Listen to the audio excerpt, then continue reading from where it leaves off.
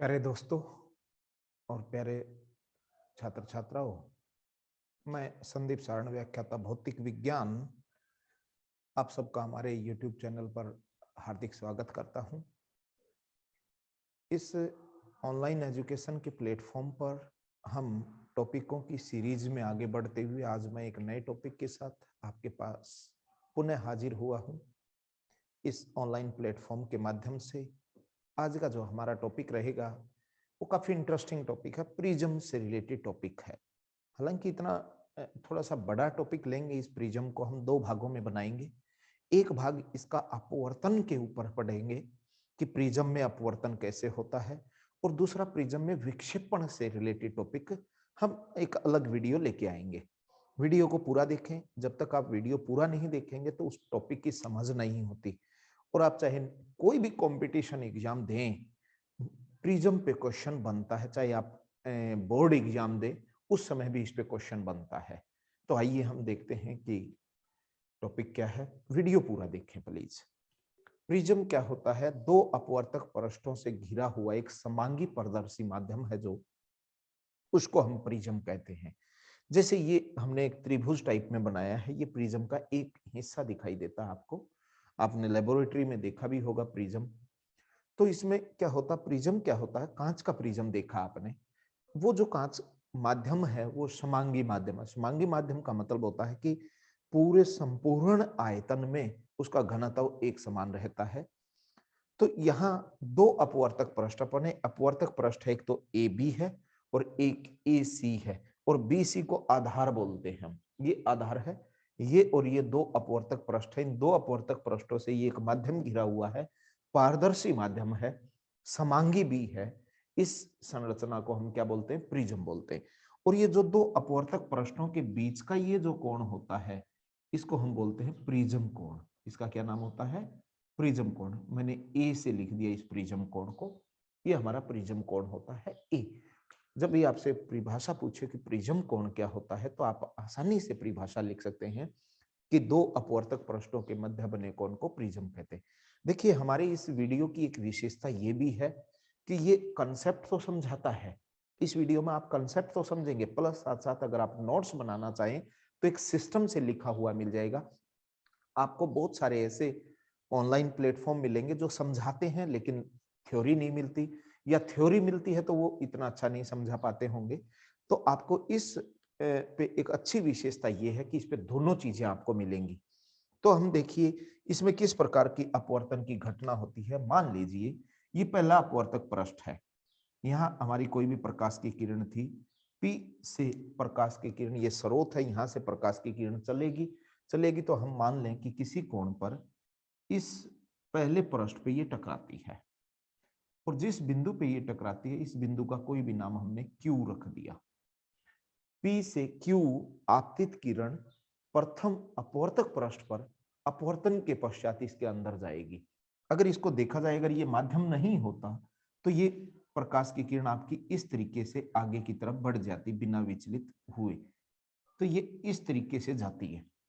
लेकिन माध्यम परिवर्तन हुआ, अपवर्तन की घटना ये कहती है कि माध्यम परिवर्तन होगा तो वो अपने पथ को बदलेगी। हम इसके ऊपर अभिलंब, इसके अभिकेंद्र से, इन सेंटर बोलते हैं, अंत के अंदर ओ से एक अभिलंब डालने की कोशिश करेंगे। यहाँ ये हमने एक अभिलंब डाल दिया, ON1 नाम दे दिया इसका।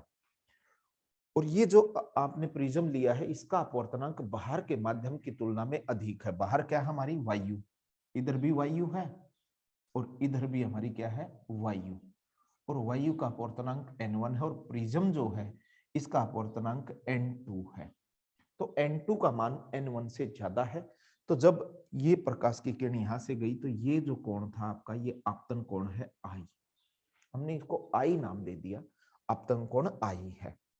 जब ये इस विरल माध्यम से सघन माध्यम में प्रवेश करेगी तो अपने पथ से विचलित होगी, और ये इस दिशा में चली गई।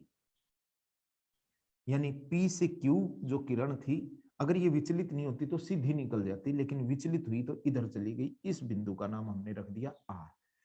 R पे पुनः आप देखेंगे दोबारा से ये माध्यम परिवर्तन कर रही है, क्योंकि यहाँ सघन माध्यम में है और बाहर क्या हमारा वायु है, विरल माध्यम है, तो सघन से विरल में जा रही है। और आपको नियम अच्छे से पता है कि जब विरल से सघन में प्रवेश करती है तो अभिलंब की ओर मुड़ती है, जब सघन से विरल में प्रवेश करेगी तो अभिलंब से दूर हटेगी। यहाँ ये जो कोण देखोगे अभिलंब के साथ जो कोण बना है इस अपवर्तित किरण का, ये हमारा R1 नाम दे दिया, प्रथम अपवर्तन कोण है R1। और ये जो आपका कोण है ये पहला विचलन कोण है, डेल 1 नाम दे दिया मैंने इसको। डेल से लिखा है मैंने, ऐसे लिखा है डेल और इसको 1 नाम दे दिया, ये विचलन कोण है। विचलन कोण क्या होता है? आपतित किरण और अपवर्तित किरण के बीच बने कोण को कितने कोण से विचलित हुई। यहाँ आर बिंदु पे फिर एक लंब डालेंगे हम ऐसे करके, ये N2 लंब है, आर बिंदु पे हमने डाला है इसको, ये आर बिंदु है। तो कंडीशन क्या है कि सघन माध्यम से विरल माध्यम में प्रवेश करे तो यह अभिलंब से दूर हटेगी। ये देखा जाए तो ऐसे जानी चाहिए थी, लेकिन ये दूर हटेगी तो इधर मुड़ जाएगी, ये इधर मुड़ेगी। ये आपकी निर्गत किरण है एस, इसका नाम है निर्गत किरण, निर्गत। और ये जो कोण बना है आपका, इसको मैंने ई नाम रख दिया, अमर्जेंट एंगल, निर्गत कोण। और यहां अगर आप इसको देखें तो ये आपका आपतन कोण है दूसरे पृष्ठ के लिए, इसका नाम मैंने R2 रख दिया। क्या नाम रख दिया इसका? R2। आपतन कोण है दूसरे पृष्ठ के लिए। और इस किरण को अगर मैं पीछे की तरफ बढ़ा दूं ऐसे करके, तो आप देखेंगे यहां पर काट जाएगी, ये आपतित किरण को इस बिंदु पर काटती है।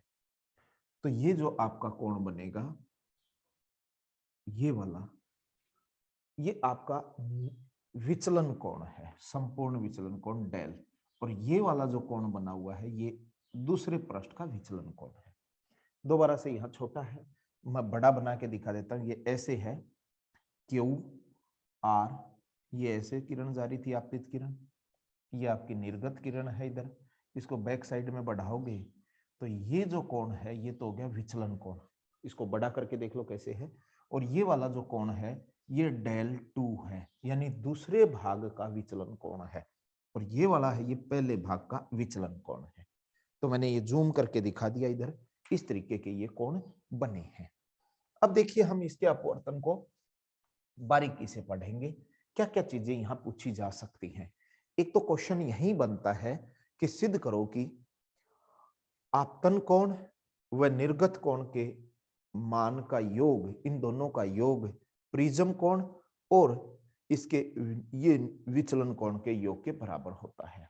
एक तो सिद्ध करना, ये पूछ सकते हैं। ये आपकी आपतित किरण है, ये ध्यान रखना, ये क्या है? आपतित किरण। जब तक ये आपको चित्र समझ में नहीं आएगा तो आप समझ लीजिए कि इस ऑप्टिक्स में जब तक आपको रेखा चित्र समझ नहीं आए तब तक मान के चलिए लगभग असंभव सी बात है क्वेश्चन हल करना। इसलिए सबसे पहले आपकी समझ होनी चाहिए कि इस चित्र को 2 बार 3 बार बना के देखें, अच्छे से समझ में आए। इस कोण का नाम रख दिया, इस बिंदु का नाम रख दिया मैंने के नाम दे दिया इस बिंदु को। तो अब देखिए हम इसके अपवर्तन को पढ़ेंगे। पहले मैं थ्योरी लिखूंगा इसकी। प्रकाश की किरण कौन सी है? PQ। प्रकाश किरण, आपको भी जब बोर्ड का एग्जाम दे तो थ्योरी लिखनी है, कंपटीशन दे तो थ्योरी नहीं, इसके कंसेप्ट को देखना। प्रकाश किरण PQ प्रिज्म के अपवर्तक पृष्ठ या प्रिज्म के पृष्ठ AB पर I आपतन कोण पर डाली है, पर डाली गई, जो Q बिंदु पर अपवर्तित होती है तथा अपवर्तन कोण कौन सा बनाया इसने? R1 बनाती है। फिर क्या हुआ? QR प्रकाश किरण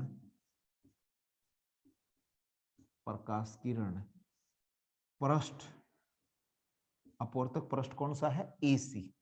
पृष्ठ AC पर R2 आपतन कोण से डाली गई, आपतन कोण पर आपतित की, पर आपतित की जो निर्गत कोण E से RS की दिशा में, RS निर्गत किरण प्राप्त होती है, निर्गत किरण प्राप्त होती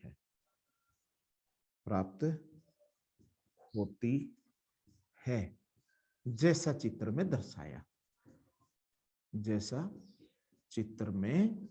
दर्शाया। यहां इंपॉर्टेंट चीज जो आपको समझनी है, ये तो थ्योरी है। एक कोण बना है विचलन कोण, मैं यहां लिख देता हूं कि विचलन कोण क्या है। विचलन कोण जिसको हमने डेल्टा से लिखा था, इसकी परिभाषा कई बार पेपर में पूछ लेते हैं। जो थ्योरी टाइप में पेपर आते हैं, जैसे बोर्ड के एग्जाम आते हैं, तो उसमें पूछ लेते हैं कि विचलन कोण की परिभाषा लिखो। तो विचलन कोण देखो तो क्या है? आपतित किरण व निर्गत किरण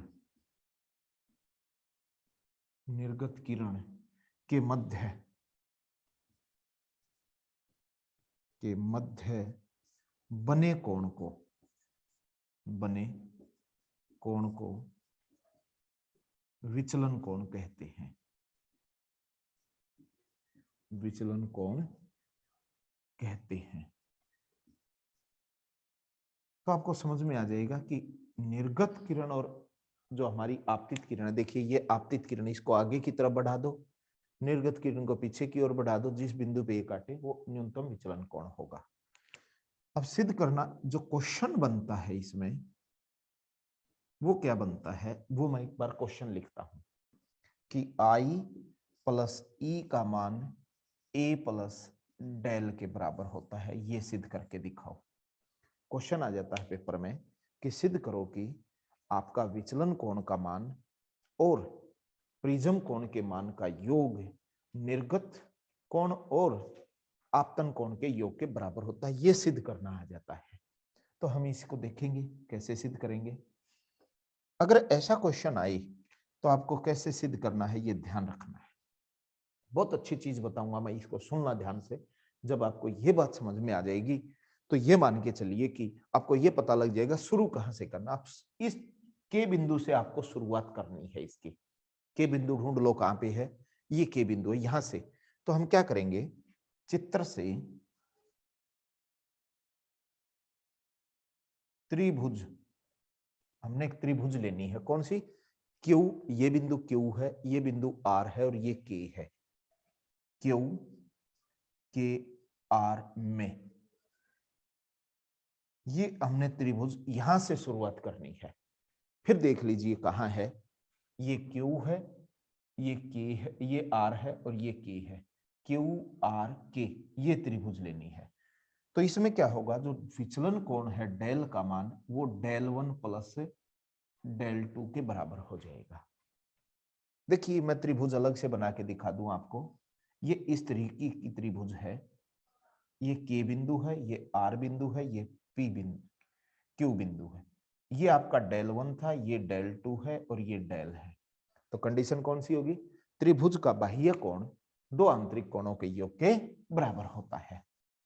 इसको समीकरण 1 नाम देंगे हम, और इसकी शर्त यहां लिखेंगे कि त्रिभुज का बाह्य कोण का मान दो आंतरिक कोणों के योग के बराबर है। आंतरिक कोणों के योग के बराबर होता है, योग के बराबर होता है। ये हमने कंडीशन लगानी है कि किसी भी त्रिभुज के बाह्य कोण का मान दो आंतरिक कोणों के योग के बराबर होता है। जैसे ये बात सिद्ध हो जाए, इसको इक्वेशन फर्स्ट नाम दे दो। अब हमें क्या काम करना है, धीरे धीरे हम आई और ई की तरफ बढ़ेंगे। इस चित्र में देखें, अतः चित्र से देखिए, मैं चित्र से देखता हूं, ये आई का मान कौन है, N dash O, O N dash, और पी से ये क्यू वाली लाइन बुझा आगे की तरफ बढ़ा दो, तो ये कोण और इधर के कोण दोनों बराबर हो जाएंगे। अतः आई का मान है, कोण आई जो है आपका, कोण डेल वन प्लस कोण आर वन के बराबर होगा। ध्यान दे ले, ये वाला कोण है आपका इन दोनों कोणों के योग के बराबर होगा। क्यों? क्योंकि ये ऐसे बने हुए हैं, ऐसे बने हुए हैं। ये कोण आपका आई है, ये आपका आर वन है, और ये आपका डेल वन है। तो ये शीर्षाभिमुख कोण है। तो हम यहाँ शर्त लगा देंगे कि कौन सी शर्त लगाएंगे, कारण है इसका शीर्षाभिमुख कोण, शीर्षाभिमुख कोण, और शीर्षाभिमुख कोण है ये हमारी शर्त है। यहां से डेल वन निकाल लेंगे हम, डेल वन की value I minus R one के बराबर हो जाएगी। इसी प्रकार लिखना है, इसी प्रकार अगर डेल टू की वैल्यू निकाल के देखोगे आप, ये रहा ई किसके बराबर हो गया, डेल टू और आर टू, तो ये बन जाएगा ई माइनस आर टू के। ये डेल वन और डेल टू दोनों के दोनों मान समीकरण एक में रख दो। यहां लिखेंगे समीकरण एक में डेल वन व डेल टू के मान रखने पर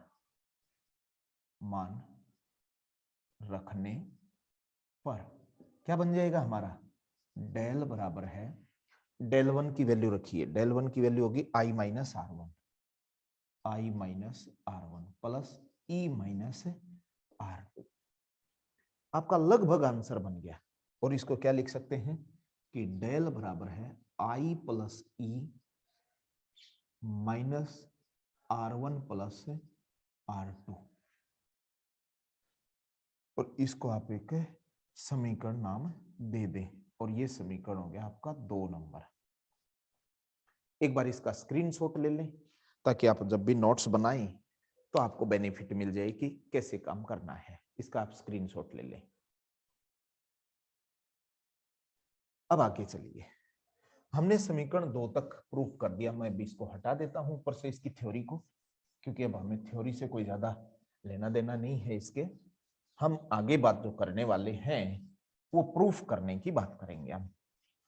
मैं यहां तक इसको हटा देता हूं। मैंने ये इक्वेशन बना ली समीकरण 2। मैं समीकरण 2 को ऊपर लिख दूंगा, इसको यहां से हटा देता हूं संपूर्ण को। मेरा समीकरण 2 जो बन चुका है, आप देख पाएंगे कि जो समीकरण 2 है वो हमारा बन गया कि जो डेल है बराबर है I plus E bracket minus R one plus R two. ये समीकरण 2 बन चुका हमारा। अब मैं क्या करूंगा, हम यहां से ये चीज देखने की कोशिश करेंगे कि अब आगे R1 और R2 के कैसे रिलेशन हम बनाएं। अब इसी त्रिभुज का सहारा लेंगे हम। मैं क्या करूंगा, चित्र में या चित्र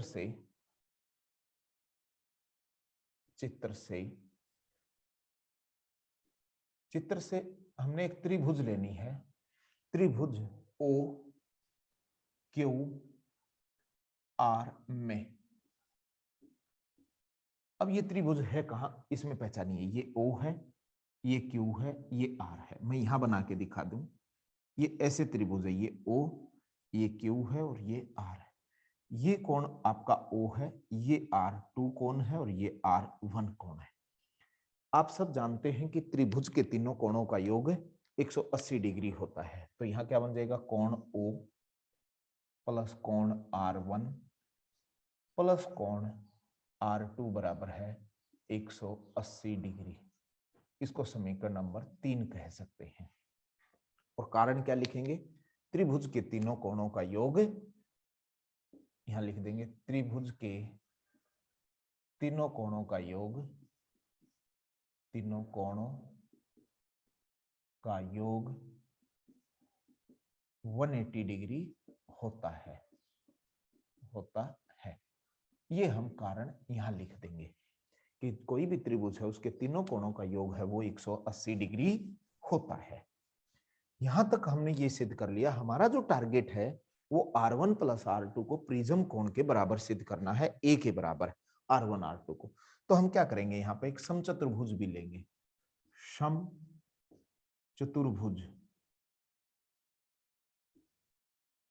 क्वाड्रिलेटरल बोलते हैं, समचतुर्भुज AQOR में हम इस बात को जानते हैं कि समचतुर्भुज के चारों कोणों का योग 360 डिग्री होता है। तो कोण A का मान प्लस कोण Q का मान, कोण O प्लस कोण R का मान मिला दो तो 360 डिग्री हो जाएगा। कोई भी चतुर्भुज होती है उसके चारों कोणों का मान 360 डिग्री होता है और त्रिभुज के तीनों कोणों का योग कितना होगा, 180। अब यहां से देखिए कोण A ऐसे कैसा, कोण Q का मान 90 डिग्री होगा।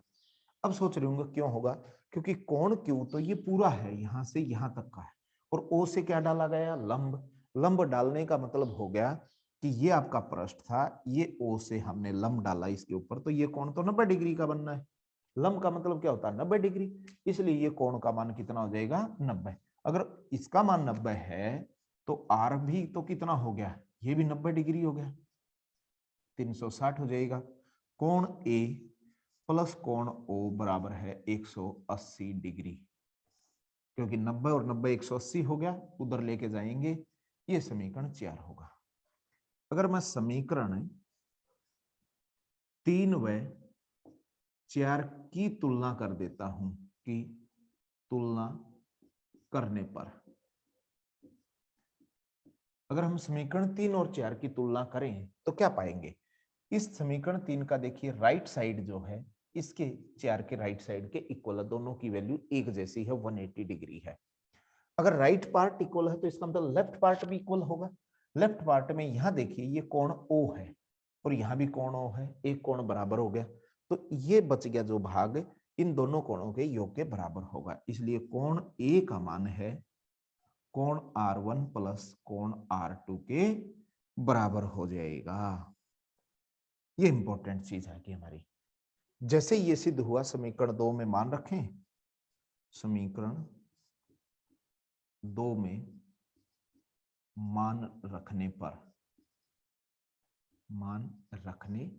पर जैसे ही समीकरण 2 में इसका मान रखेंगे तो समीकरण 2 क्या बन जाएगा, डेल बराबर है I plus E minus A बन जाएगा। ये क्यों, क्योंकि R1 प्लस R2 का मान कितना है A, इस A को इधर ले आओ, A प्लस डेल बराबर है I प्लस E, यही हमने सिद्ध करना था। और ये क्या हो गया, अगर इनके अलग अलग नाम लिख के देखोगे तो ये क्या है, प्रिज्म कोण, ये है आपका प्रिज्म कोण, प्लस ये हो गया विचलन कोण, विचलन कोण बराबर है ये हो गया अपतन कोण, अपतन कोण, प्लस ये हो गया हमारा निर्गत कोण, निर्गत कोण। ये हमने यहां सिद्ध कर दिया कि प्रिज्म कोण और विचलन कोण के मान का योग या इन कोणों का योग आपतन कोण व निर्गत कोण के योग के बराबर होता है। इसका एक बार स्क्रीनशॉट ले लें, फिर हम इसके आगे की बात करते हैं।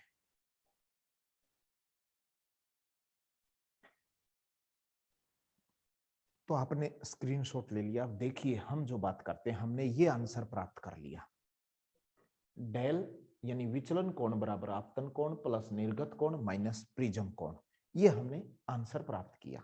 समीकरण से प्रूफ करके देख लिया कि इस प्रकार ये कोण आपस में एक दूसरे से जुड़े हुए हैं। अब इस समीकरण से ये स्पष्ट होता है कि प्रिज्म में जो विचलन कोण का मान है, जो ये डेल का मान था हमारा, ये वाला मान, ये आई के ऊपर निर्भर करता है। आप देख लीजिए ध्यान से, ये समीकरण क्या कहता है कि डेल का मान है वो आई पर निर्भर करता है। तो डेल का मान जब आई पर निर्भर करेगा तो इसका मतलब ये हुआ कि आपतन कोण के मान परिवर्तन करके हम इसके सापेक्ष आपतन विचलन कोण के मान नोट करें। तो हम क्या कह सकते हैं कि अतः प्रिज्म का विचलन कोण या प्रिज्म में का विचलन कोण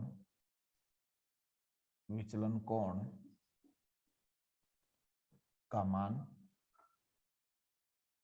प्रिज्म कोण का मान, प्रिज्म का विचलन कोण का मान आपतन कोण पर निर्भर करता है, आपतन कोण पर निर्भर करता है, निर्भर करता है। आपतन कोण के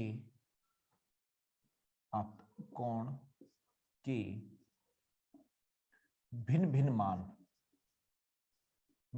मान के सापेक्ष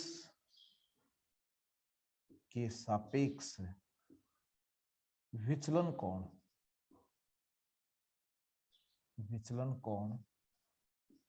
के मान अंकित करते हैं, नोट करते हैं, अंकित करते हैं। हम क्या करेंगे कि आपतन कोण के मान बदलेंगे और उसके सापेक्ष विचलन कोण के मान को नोट करेंगे तथा इनके मध्य खींचा गया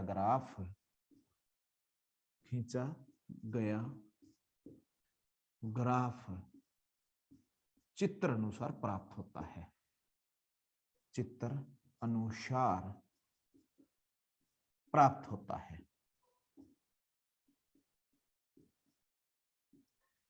अब हम क्या करेंगे कि प्रिज्म कोण और विचलन कोण के बीच में एक ग्राफ बनाएंगे और ग्राफ भी कैसा बनेगा, एक तरफ हमने आपतन कोण ले लिया, इधर तो हम आई के मान ले लेंगे, इधर हम विचलन कोण के मान लेंगे।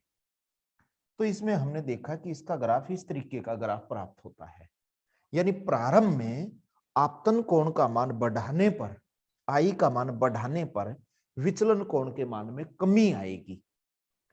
एक अवस्था के बाद आपतन कोण का मान बढ़ाने पर इसके मान में पुनः वृद्धि होगी। ये एक ऐसा कोण होगा जहां पर विचलन कोण का मान न्यूनतम होगा। ये डेल एम की स्थिति है, एम का मतलब होता है मिनिमम, और ये स्थिति में आई का मान है ई के बराबर होगा। इस ग्राफ से ये पता लगता है। आप इसमें लिखना भी चाहें थोड़ा सा तो ऐसे लिख सकते हैं कि प्रारंभ में आपतन कोण के मान में वृद्धि करने पर इसके विचलन कोण में कमी आती है तथा एक अवस्था के बाद आपतन कोण का मान में वृद्धि करने पर विचलन कोण में वृद्धि हो जाती है। तो ये जो अवस्था होती है न्यूनतम विचलन की, न्यूनतम विचलन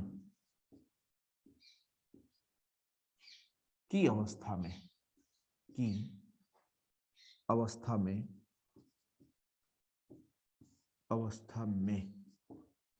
अगर न्यूनतम विचलन की अवस्था होगी तो उसमें क्या मिलेगा आपको, कोण आई का मान है कोण ई के बराबर होगा तथा कोण R1 के मान है कोण R2 के बराबर होंगे। ये चीज हमें प्राप्त हो जाती है, यानी ये यूनिक वैल्यू है, इसको अद्वितीय मान बोलते हैं। न्यूनतम विचलन जो होता है ये अद्वितीय हल होता है। अद्वितीय हल होने का मतलब है केवल एक ही मान होगा ये। और इस अवस्था में ये जो शर्त है ये बहुत इंपॉर्टेंट है कि आपतन कोण निर्गत कोण के बराबर और R1 और R2 के मान बराबर होंगे। अतः अब हम जानते हैं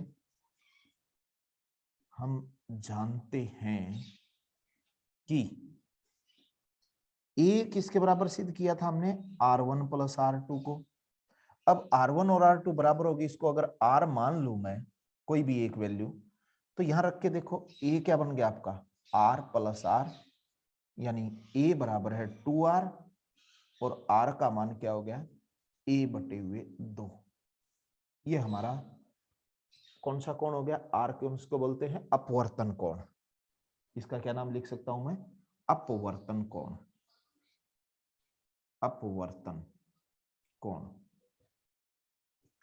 अगर एक शर्त तो ये बन गई हमारी, दूसरी शर्त समीकरण 5 से लेंगे, समीकरण 5 से। समीकरण 5 ये रहा हमारे पास। तो डेल की वैल्यू तो क्या होगी, यानी न्यूनतम विचलन की अवस्था का मतलब हो गया कि डेल की वैल्यू डेल एम है, न्यूनतम विचलन की शर्त है। तो ये क्या बन जाएगा हमारा, डेल एम बराबर है I plus I minus A. I plus आई क्यों लिया हमने, यहां से इस बात को आपको स्पष्ट करना है कि न्यूनतम विचलन की शर्त में आई और ई के मान दोनों क्या हो जाते हैं, बराबर हो जाते हैं। जब आई और ई के दोनों के मान बराबर होंगे तो आप ये बात नोट करें कि आई को हम क्या रख देंगे, ई रख देंगे। और जब आई को ई रख दिया जाए तो समीकरण 5 में न्यूनतम विचलन की शर्त हमारी है वो ये बन जाएगी कि डेल तो कौन सा कोण हो गया, न्यूनतम विचलन, आई बराबर है ई, और ये मान दोनों रखे तो यहां से डेल एम, इस ए को इधर ले आओ, प्लस का हो जाएगा, ये हो गया 2i, और आई की जो वैल्यू होगी वो होगी डेल एम प्लस ए अपॉन 2। ये आपका आई कोण बन गया, आपतन कोण का मान निकल गया। अब हम प्रिज्म सूत्र बनाना चाहेंगे। अब यहां देखोगे तो क्या हुआ है, अपवर्तन की घटना हुई है। घटना कौन सी हुई है, यहां अपवर्तन, अपवर्तन के सूत्र से, अपवर्तन सूत्र से, या स्नेल का नियम कह सकते हो इसको, स्नेल नियम से। स्नेल नियम क्या कहता है, किसी माध्यम का अपवर्तनांक बराबर है साइन आई बटे साइन आर, n2 बटे n1 कह सकता हूं इसको मैं, n2 बटे n1। n2 बटे n1 का मतलब ये हुआ कि n2 का मान तो ये रख दो, प्रिज्म का अपवर्तनांक, और n1 हवा है, वायु है, वायु के लिए वैल्यू 1 होती है। तो इसको मैं क्या लिख सकता हूं, इसको मैं n लिख सकता हूं।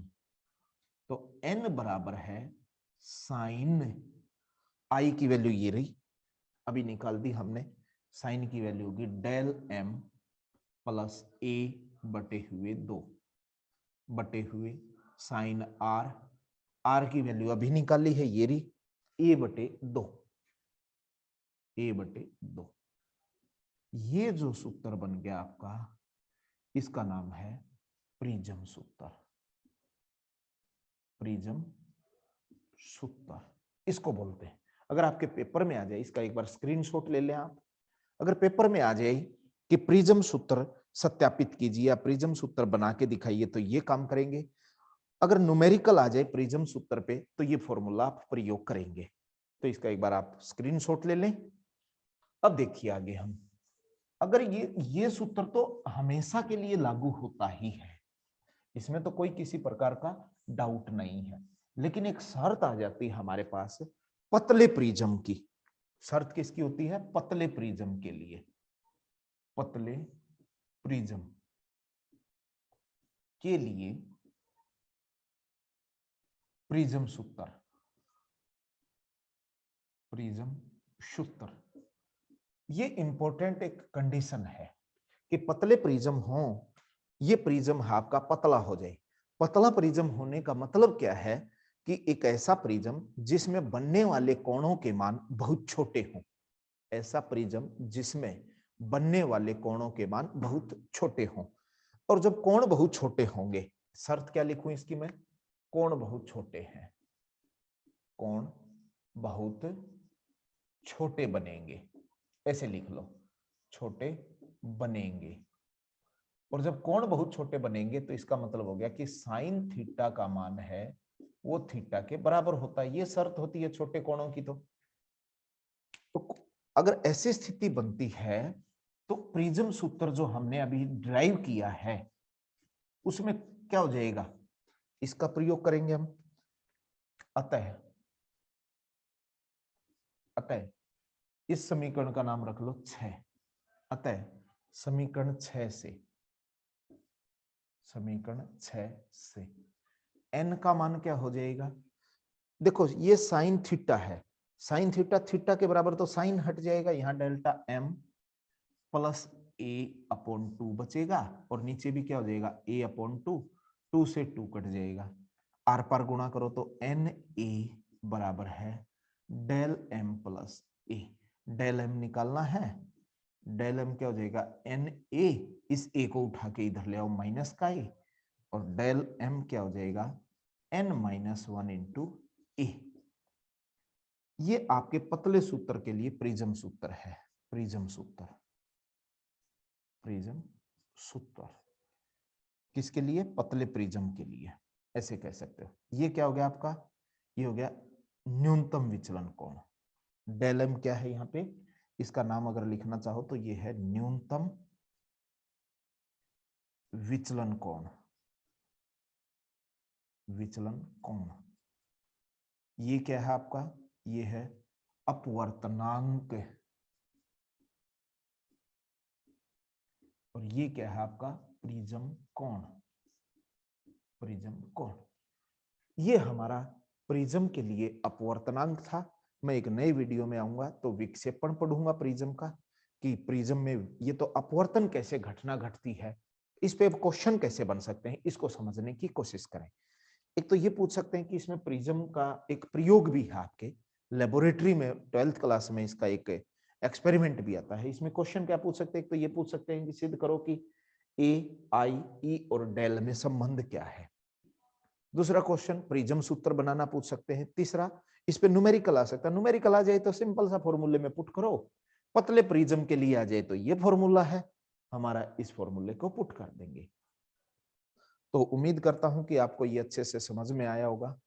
अगर आपको समझ में आया है और अच्छा लगे तो आप हमारे चैनल को ज्यादा से ज्यादा बच्चों से शेयर करो, ज्यादा से ज्यादा लोगों को कहो कि इसको सब्सक्राइब करें। धन्यवाद।